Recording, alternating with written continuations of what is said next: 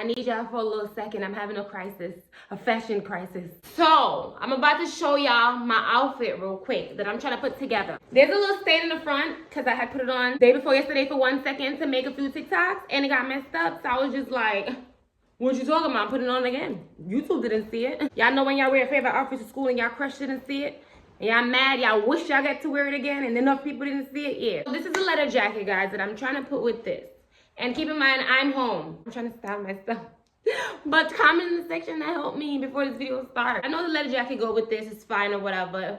It's cool. What I don't understand is the bottom. It's sweats. Do we wear sweats with leather jackets, y'all? I really don't know. All right, now y'all can see it. I'm standing on my son's thing. So if I wore this with this, does it go? This is a genuine question, y'all. Let's see. Oh, these squats is busting. Yeah, enough of that. So guys, today, hi, and welcome to Vlogmas day 3. I'm a little thrown off because I didn't get to post one of the days. But anywho, guys, before we begin today's video, leave a positive comment, like, subscribe, and share your favorite part of this video. Right now, I'm super excited because guess what, y'all? Guess what? Let me show y'all. Let me show y'all real quick. Oh my God, the leaves are falling. I'm still on my way to my destination, y'all. But let me tell you, I forgot to lotion my feet and them shits is ashy. Yes, I'm finally here. Y'all get to see what the gyrating is about. So, yes guys, my package came and I'm super excited. Do I want to open this on camera with y'all? Not really. I'm not trying to open these set of packages with y'all. I see that some of y'all want me to open packages with y'all. And I will. I have a lot of stuff coming, y'all. Anywho, guys, that is not the only package I'm waiting on. But my other package is in like a locker and I don't have the code for that yet. So I'm sitting here looking real stupid, waiting on them to come to get my package because I'm not about to come outside a second time. This is beautiful. I want this. This is beautiful. I feel like this is probably from like Wayfair or something. Pretty.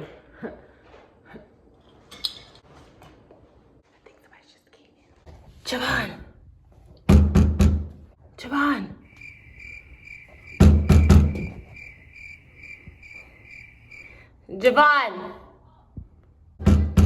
Police, FBI, open up. Police, FBI, open up. Hey, yo, you suck. Why are you doing that? I didn't know if that was you. You said not to open the door for anyone. Good job. Oh, what's up, you guys? Again, now that I have my package, well, one of my packages, I could finally tell you guys what, ooh, hold on. Now we're sitting up. All right, so now that we're sitting down, I can finally tell y'all what this video is about. All right, so this is a little story time about, I don't know how y'all get y'all line, but teach me. I try my best to clean up as much. I hope I got it right. If I didn't, I don't care. So this is a story time about the love of my life leaving me, I guess. I'm not about to say leave, because she didn't leave me. I had left her. It's about a girl that I was supposed to be with, that was supposed to be the love of my life, but then wasn't the love of my life because I didn't get to be with them. It's so crazy. But this story time is really crazy. Get a popcorn, sit back, relax, let's chat, all right? I need some answers, y'all. It really don't make any sense. About when I was like 15, 16 years old, right? All right, y'all, I moved a little bit because I kind of have to lotion my foot and I wasn't really feeling the floor. My butt was about to start hurting in a second. All right, so basically, I was at this place. What place? I'm not about to tell y'all. I'll tell y'all one day in my book or in the future. All right, but basically, I was at this place and there was this girl. Before this girl arrived or whatever, you know, I was very antisocial. I wasn't talking to nobody because, as y'all know, I'm really a to myself person. I'm a loner, so yeah. Anyways, this girl came and she was basically a stud, right? And I know I told people like, oh, I only dated 2 studs or 3 studs, but to the point where I just try to bury this girl in my mind because it's just like, what's the point? But I was 15 at the time, or 16, like I said. She came into the place that I was at or whatever, and I noticed she was cute, but I was struggling with my sexuality because before I got to this place, I mean, I liked girls, but I was like, you know, kissing girls on the low, like, you know, secretly ashamed of my sexuality because I'm thinking I'm about to go to hell because I'm so religious and stuff like that. So then she came in, she starts speaking to me, me and her starts vibing, you know what I'm saying? She starts opening up to me on a deep level, and you know, I'm not really opening up to her, I'm just basically listening. It was just something that I felt like this raw, strong connection. Like, I knew this person and I was supposed to meet this person, right? So that's how strong. And at the time, I don't believe in love at first sight. I don't believe, I'm a realist and I think very practical. Like, and I observe the F out of somebody before I even think about liking them. You know what I'm saying? It takes a while before I know I even like you. So, but this person, it was just so different. So now, y'all, me and her starts hanging out. Me and her grow close every day. Like, she used to write music. We were falling for each other. And where we were at, we're not allowed to sleep in each other's room. But, you know, she would sneak in my room. She would come in my room because she just wanted to be up under me. She would sing to me sometimes at night. It was just like, I've never had such a genuine and real bond with a person. Oh, it's so crazy, guys. When I was around her, I just felt like I was floating. Like, I never felt like I was floating with somebody, but I felt like I was like literally floating with her. Like, you know, we had connections with different people. Y'all know I've had different relationships, different that, and I've loved people at different times. But I'm talking about this one was just different. So now, one day she's writing, and then I will never forget this song. It's been so many years, but she used to always just sing this every day, and it go like this.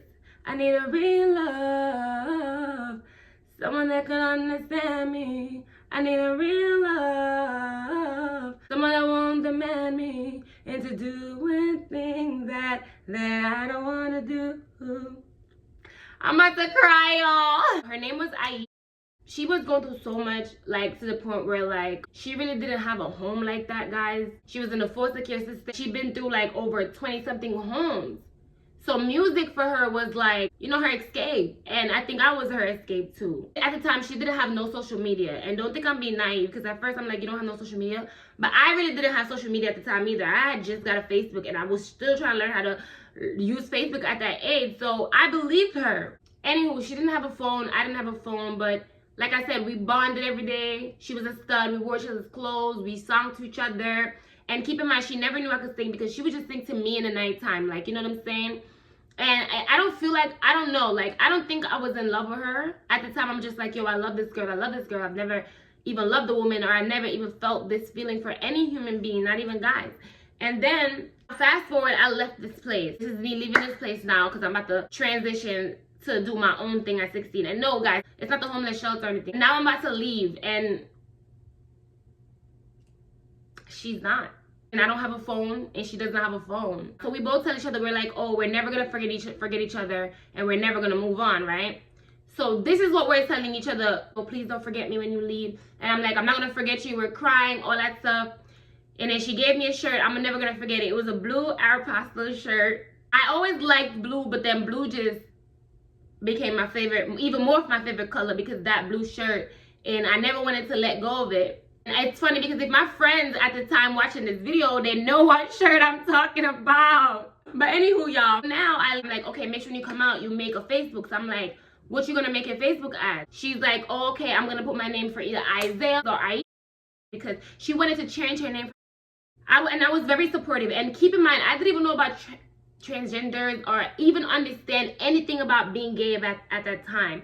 But I accepted all of this girl so much, and I put so much faith, and like, even though we just had that little time, like, and we related on so much, and I put so much that I don't know. Anywho, mind, I'm a church girl at this time.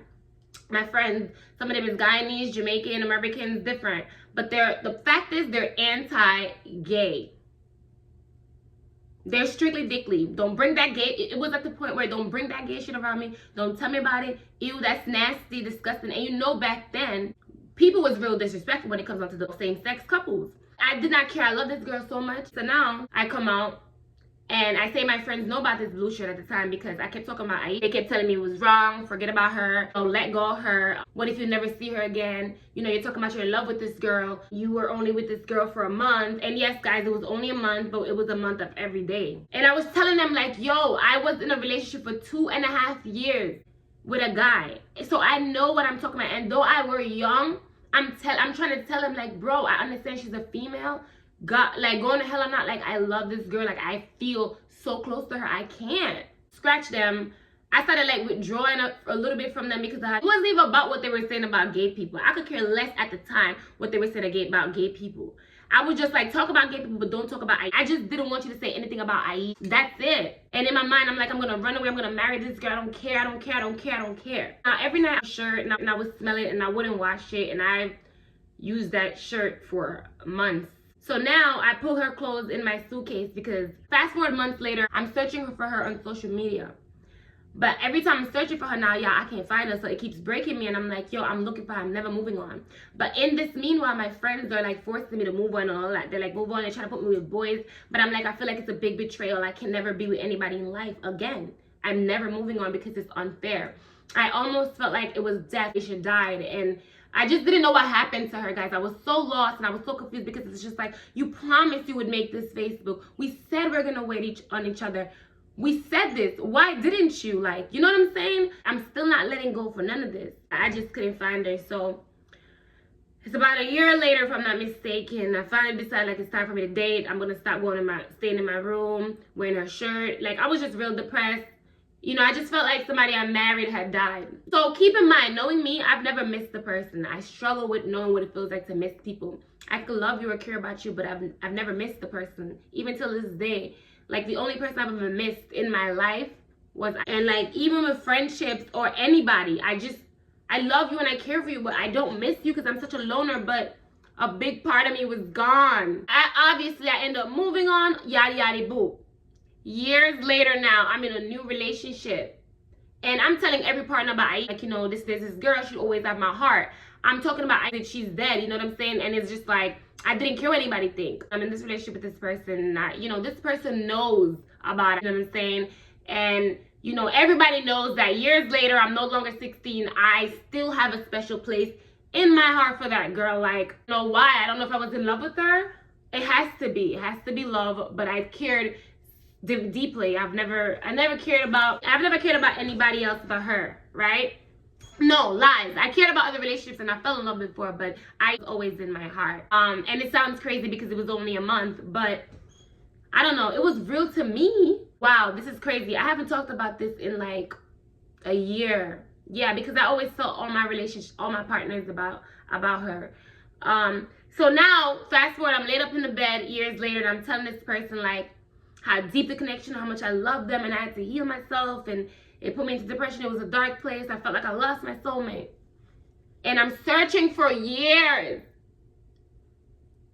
And I'm laying next to my ex, and the person just turned around and was just like, is this Aisha? I don't still love her. Don't think that I still love her. I'm not obsessed or anything, because I feel like it was 16, I'm 27, and so many years later, there's no way I still love this girl. That would just be crazy, right? I remember feeling so much shock and so much fear, because I had accepted the fact that maybe, you know, she passed.